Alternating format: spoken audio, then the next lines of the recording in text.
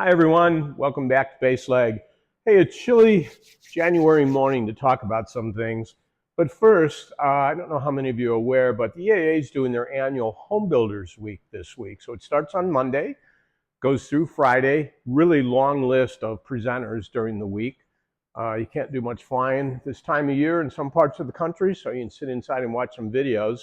I'm actually doing the usual two, one on pre-buys at 3:30 Eastern time on Wednesday, and then there's another one on common builder errors and maintenance errors on Friday, closing out Home Builders Week. So that one's always fun.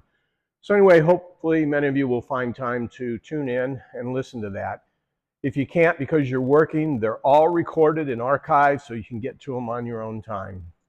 So being chilly winter, I know we've had some questions about, hey, what do you do for flying in the wintertime? What do you do for ice, Vic? So the first thing I tell you is I try and avoid it at all costs. But those of you who have followed our trips to Alaska know that every once in a while you'll get into some ice.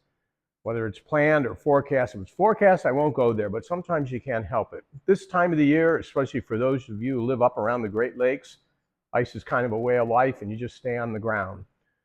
But what do you do for those inadvertent entries into ice, you know? So first off, do what I do, get out.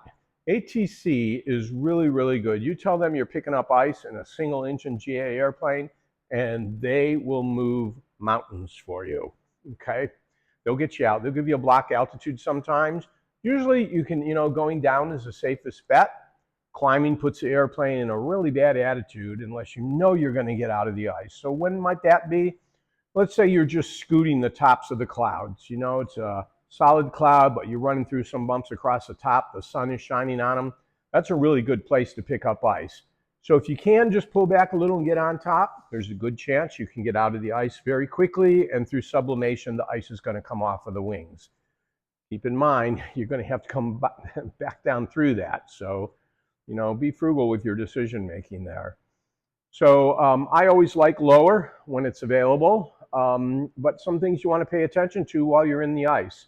Somebody asked what I do with fuel vents. We're going to show you a still picture here in the video.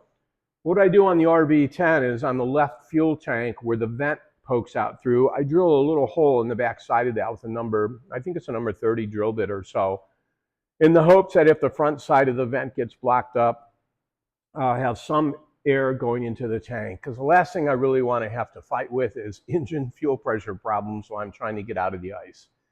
Make certain your pitot heat is working. I check that on every pre-flight in the winter. In flight, I'll check it even when I'm not in the clouds. How do I check it on pre-flight? I turn it on and make certain I can feel it warming up. Don't hang on too long. Make certain you've pulled off your pitot tube cover before you do that. And then in flight, I'll turn it on every once in a while and I'll watch the amp meter for a draw. Most of the pitot tubes usually draw 5 to 7 amps or so you can see that on your meter there.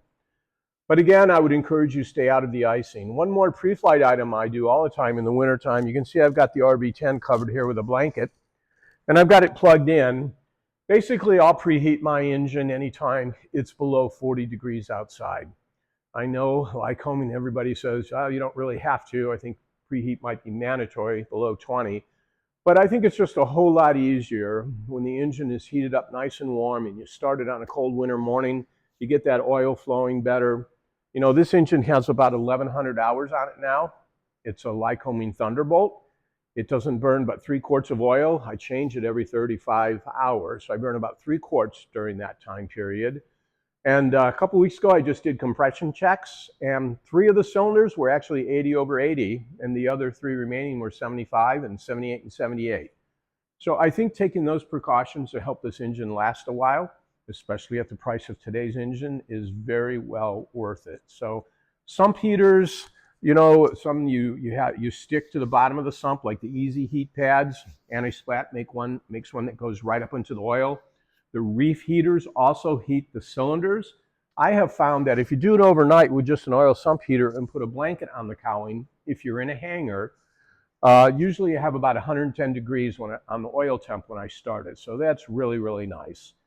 For those of you who parked outside, I know it's a little more challenging. You got to use some of the propane heaters. etc. But I'd encourage you to always preheat these engines. They just last a whole lot longer.